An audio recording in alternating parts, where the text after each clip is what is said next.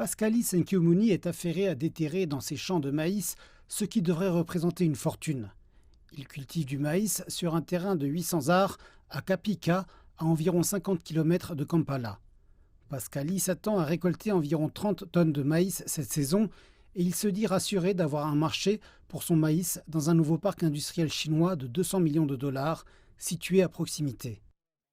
Je vends toute la récolte de mon jardin aux Chinois. Je ne la vends nulle part ailleurs. Ils me paient à temps, ce qui me permet de payer mes travailleurs et aussi d'envoyer de l'argent à ma famille au village.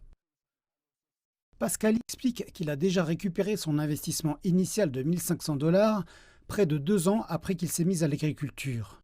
Plusieurs agriculteurs ougandais de cette région bénéficient des usines chinoises ici en vendant des tonnes de maïs comme matière première qui sont transformées en encas de saveurs diverses.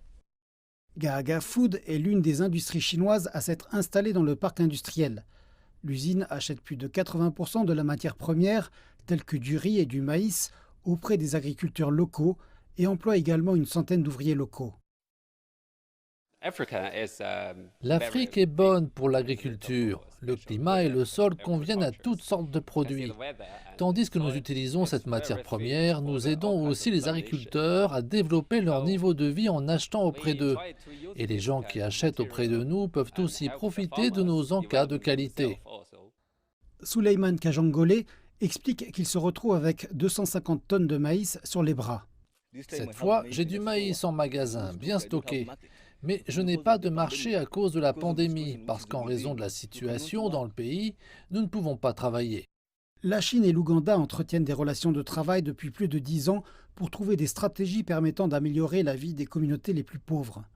L'autorité ougandaise chargée des investissements classe l'Inde au 2e rang des investisseurs dans le pays. On craint cependant que les pays africains ne soient fortement menacés par le risque de surendettement lié aux prêts importants de la Chine.